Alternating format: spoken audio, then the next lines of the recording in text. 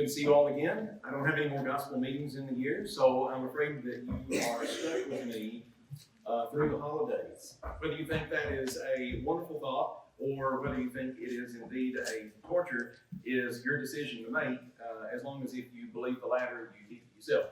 I would like this morning to talk to you for a minute about good people help you get to heaven. In other words, you want to pick someone, some group that helps you get to heaven. Let's say you already know the doctrine of Jesus Christ, how that he has indeed given himself for you. You have responded to that beautiful message of the gospel of Christ by obeying his gospel. You want to pick people that will help you get to heaven. Now I'm going to deal with that in 3 different ways this morning, very quickly, and it's not a very complicated lesson at all. It's real easy. You want to pick a friend or friends that help you get to heaven. You want to pick a church that helps you get to heaven. And you want to pick a mate that helps you get to heaven. So let's deal with each one of these. Of course, if you're not on the end of that there, the marrying kind, then that folds back into the first one that I'll deal with, that is pick a friend that will help you get to heaven. If you have a lot of people out here in the world that you already knew before you became a Christian, you got childhood friends from school, things like that, well, not all of these are the same character. And whether it is you're looking for a mate or whether you're looking for a friend, in a lot of ways you're looking for the same thing from the standpoint of maturity. A lot of friends will lead you down the long road that leads to destruction and the wide path that goes in any old kind of direction that's going to be bad for you. A good friend is wise enough to make a decision with you to do what's right. One time, I was with a buddy of mine, and some friends went off because they knew of an area that would get alcohol to underage people. And so we're in the vehicle with them. But because he made a strong decision that he was not going to participate, I made the same decision. And the friends together made a wise decision that helped each other. This is the kind of thing that the Bible talks about, like in Ecclesiastes chapter 4. 2 are better than 1, for they have a good reward for their labor. If they fall, the one will lift up his fellow. But woe to him that is alone when he falls, for he has not another to help him up. Folks, this is what we're talking about from Bible times all the way down to today. People need others that will stick with them even closer than a brother. Proverbs 18 verse 24 in the reading that we just had earlier from Noah. The Bible says that a friend loves, a friend is there for you, you see, at all times.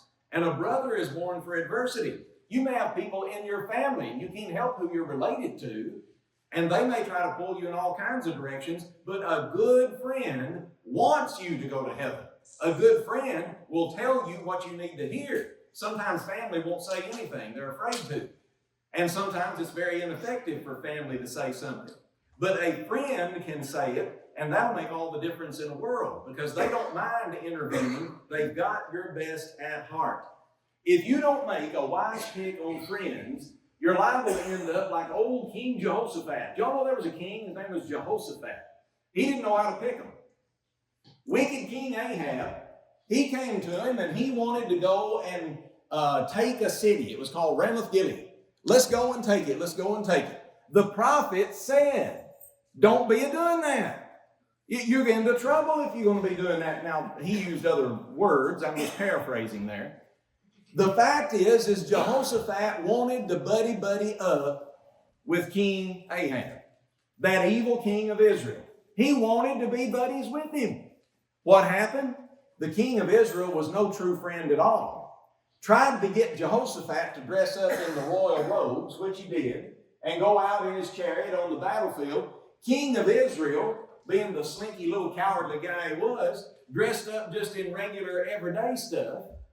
And it almost got Jehoshaphat killed because when they saw him, they were like, oh, it's the king of Israel. Let's go get him. Well, anyway, the Lord was merciful with Jehoshaphat. He was not a bad guy, but he was picking the wrong friend. He sent the prophet over to Jehoshaphat after the battle.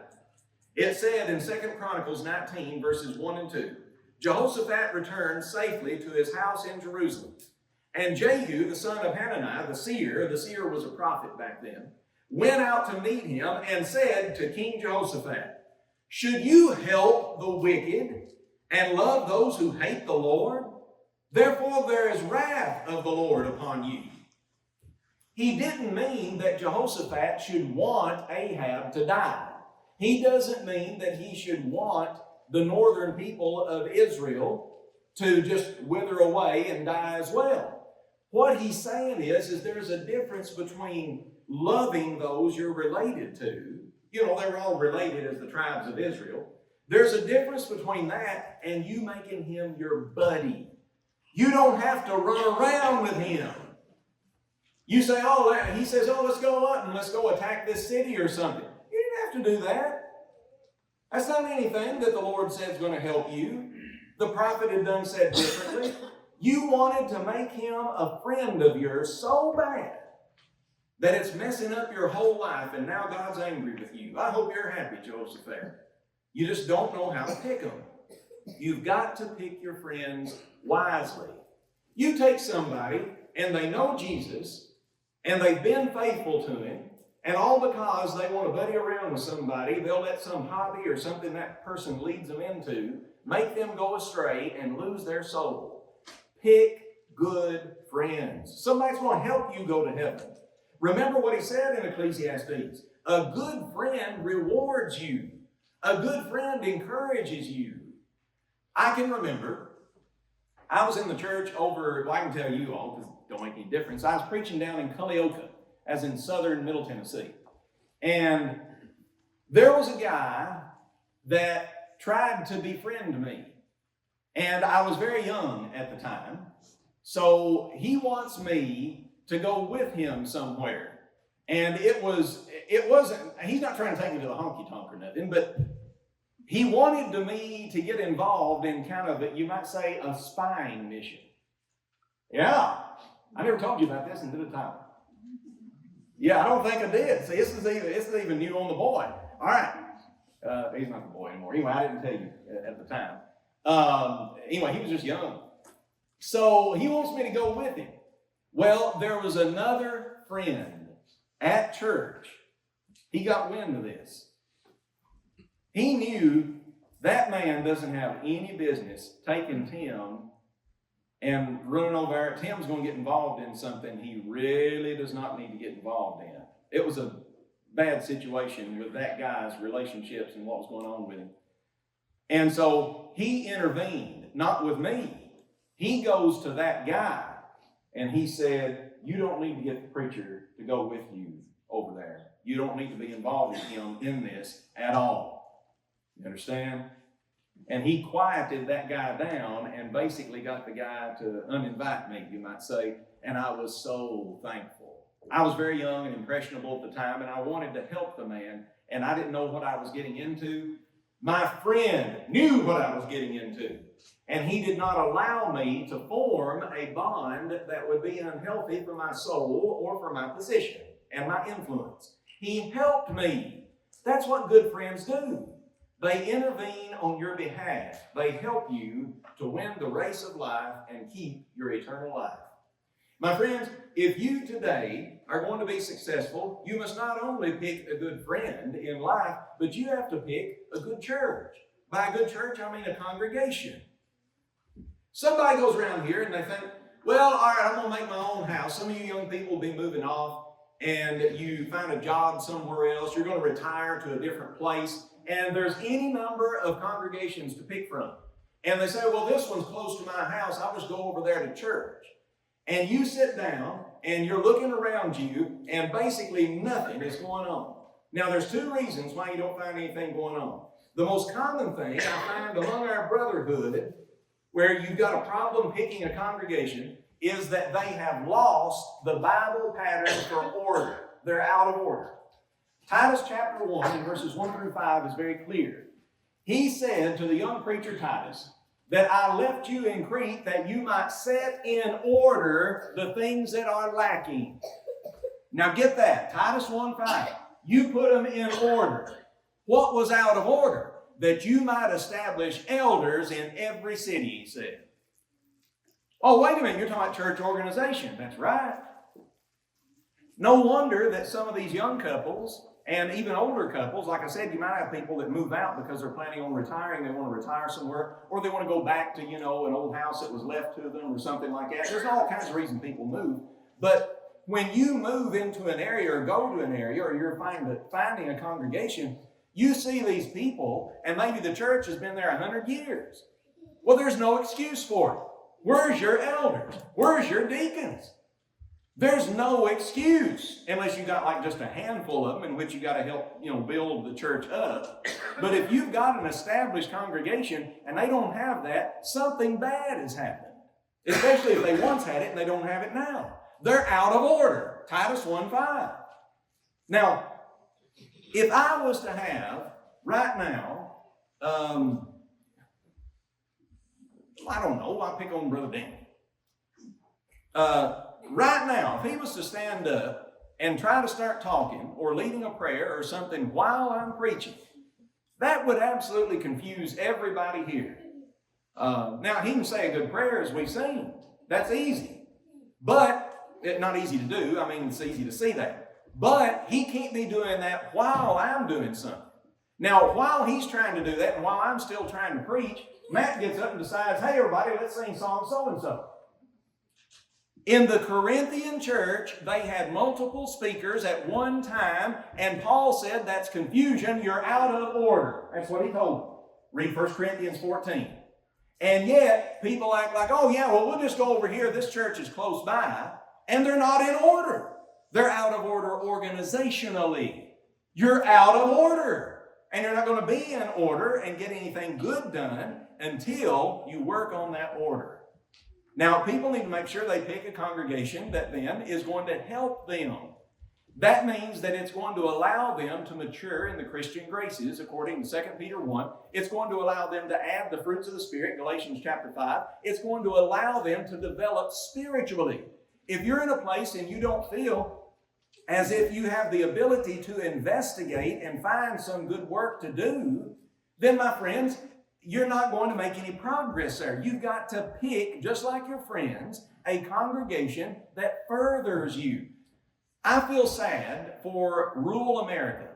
It has been emptying out for a good long time. And you look and you see all the different churches struggling in rural America. And what is the solution for that? There is no real solution to the demographics. So what you've got to do is you look to these congregations and see why they die. You can point to any number of them now in Monroe or even Clay County. Why are they dying? Well, a lot of times that's because a family looks at where they're at and what they're doing and they cannot develop spiritually. And they say, if I go to worship over at so-and-so, then I can develop. I can become something there more than I am now, and my children can, and so forth. This happens, ladies and gentlemen, naturally. And if a church is not going to do to the best of its ability, then it will naturally die out. I'm not saying good riddance. It's a sad thing, but at the same time, it happens naturally because people should pick, and some are choosing to pick, where I need to go that will help me get to heaven. That's all there is to it. All right. Pick a friend that will help you get to heaven. Pick a church that is a congregation that will help you get to heaven. Pick, my friends, a mate that will help you get to heaven. Now, I've preached on this any number of times here, and I'm not going to go into the whole rigmarole again, but I wanted to touch on it again because it has to do with what I mentioned earlier. You're looking for maturity in a person that will help you get to heaven. Anybody here, a young person, y'all listen to me on this. You may not be quite ready yet, but you're getting there. And you need to think about who's going to help you get to heaven. Okay. Not everybody needs some of these points. I know that. Jesus said in Matthew 19, not everybody's a marrying kind. And some of them find out the hard way. I've had people in my family to figure out that they don't know how to pick them. Period. And they have suffered most of their adult life because they didn't know how to pick them. If they had learned some of these things beforehand, maybe they wouldn't have made such a rash pick. But sometimes people don't even need to get married, period. Why? Jesus said some are not cut out for marriage. Matthew chapter 19, verse 12. I've preached on that here before. I'm not going to go all into it. If you have any questions about that, I can answer those separate. Some people are not cut out for marriage. Jesus says it's given to those whom it's given. Secondly, sometimes people should not marry because of the situation in the world or the situation they're in. The Apostle Paul said in his teaching in 1 Corinthians 5 through chapter 7 that because of the present distress, I say to you that it is better for you to remain like I am. And Paul was a single man. Well, it's not that it was wrong to get married. Peter was a married man. So if Peter's wife helped him, if Noah's wife helped him, if Sarah helped Abraham, then how can I not pick somebody that can help me get to heaven? You can.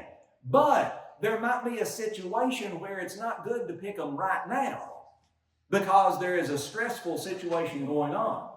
World War III is not going on. There are problems in the world, but it's not as bad as people put out to be. They just haven't lived in real bad times, so they don't know. The first century, Jesus said, was so bad, nobody would ever see as bad of a single instance of conflict as existed in the first century. And I believe what the Lord says, and so that's the way it was.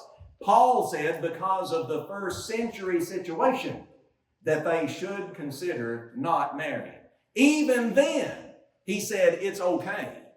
Go ahead if you need to get married.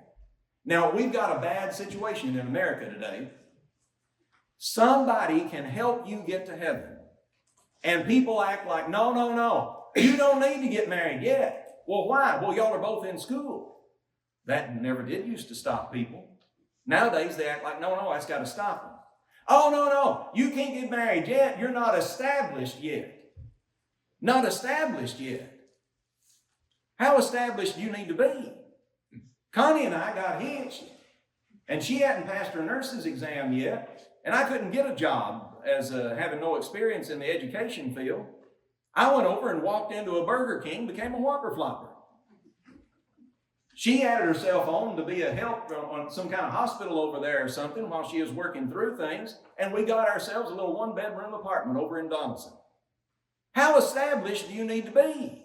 When we moved from that one-bedroom apartment, you think we needed a U-Haul or a rider or something like that? No. You just throw them in a few vehicles and go. You know what I mean? Throw your junk in there and leave. It's a little bitty thing. You know what's sad? Back then, we could afford that apartment for a little over $300 a month. Nowadays, in a one-bedroom apartment in Donaldson, if you could find one under $1,500 a month, good luck to you. Things are crazy, aren't they? Absolutely crazy. But that doesn't mean you need to have your life all planned out. When you wait to find somebody that's going to help you through life, and that person could be the one to help you do it, when you wait, there's a real danger in that. There's a danger of you being immoral in your lifestyle with each other, and even having children out of wedlock. There is a danger of you not being established enough to stay faithful unto the Lord because you're trying to go it alone and you're not strengthening each other, and you each have your own both financial and time and other pressures and responsibilities, and it's just harder when you're apart. So sometimes it's just good to go ahead. Now, having said that, you do need to look for somebody that is mature. Maturity is a key thing. Girls marry boys thinking that they're going to change them. And guys get pretty set pretty quick. And they're not going to change them. Well, I wish he paid a little more attention to me and wasn't in the woods all the time. You think when he gets married to you, he ain't going to head out to the woods? You're fooling yourself, okay? It's more of a question of how much he's heading out to the woods, but if he likes to head out to the woods or go fishing or playing with Legos. I don't care what his hobby is. You know what I mean? Whatever he does, he's going to do that. He's going to do that. Guys marrying girls, they think they're never going to change. Yeah, that woman's going to change. She's not only going to change you, but she's going to change herself as well. So they both come in with false impressions. But beyond that, you still can stay faithful to God if you try to pick a mature person. A person of maturity. So, girls often have a view toward men that they should go with the man who is paying attention to them. Listen, ladies, Whether you're talking to a niece, a nephew, a grandchild, or if you're a young person here, that's a relative thing, how much attention you get paid to you. Well, he writes me little sweet nothings every day. Yeah, he writes you little notes every day, honey, because he's got the time, because he doesn't have a job. Think. How is that helping you? You got to pick someone that helps you. And then from the other standpoint, guys, sometimes they don't realize where they're coming from. In other words, if you're a man and you don't even know whether you're the marrying kind,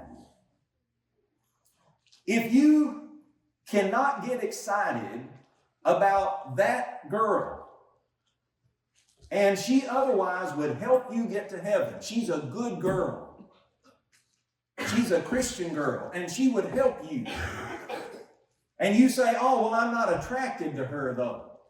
Fellas, listen to me. You're not the marrying kind. Okay? You're not. I'm telling you right now. You're attracted to her because she's a girl.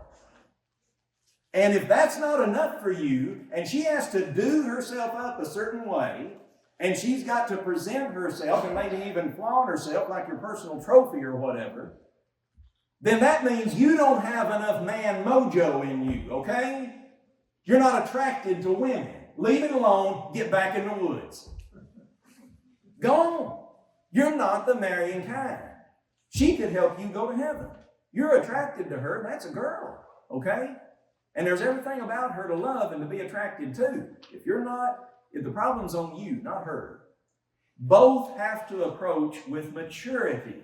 And when you make a good, mature decision, this person will help me go to heaven, then you got a love for life. Pick the right friend. Pick the right church. Pick the right mate. Now, I realize I'm saying some things here that applies to one person and not to the next. And in fact, you see that kind of thing in the Bible as well. In 1 Corinthians chapter 7, verses 6 and 7, I say this as a concession, not a commandment. I wish that all men were even as myself, but each one has his own gift from God, one after this manner and another after that. That's 1 Corinthians 7, 6 and 7. But you apply it in the way that's going to be best for you.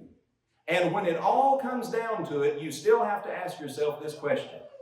Whether married or single, whether an introvert or an extrovert, that is, only a few friends or many friends, whether somebody that's going to stay here in the same congregation all my life, or somebody that's going to branch out and I need to find brethren some other place. No matter who you are, what situation you find yourself in life, number one, you need to make your calling and election sure. Do I really belong to the Lord? Have I believed and obeyed His gospel? Number two, am I going to stay faithful to that calling? In order to stay faithful to Him, I need to pick someone that will help me go to heaven. The first thing you can do this morning is to make sure you pick Jesus. He is the only one who can truly take you there. What you can do this morning is to make sure that I pick goodness and righteousness, which is in Jesus Christ. Lord, guide me and lead me in everything that I need to do. Let that be your prayer. And then come in gospel obedience. If there's any way that we can pray with you to get back on the right track, then we're open to do that even this morning. If there's somebody here, you need to make sure that you are indeed a New Testament Christian. Have you believed in Jesus Christ, my friend? Because without faith, you just cannot serve Him. It's impossible to please Him. Have you turned from all your sins? Are you ready this morning? We're going to baptize you into Christ, even now, if you'll come to Him as we stand and sing.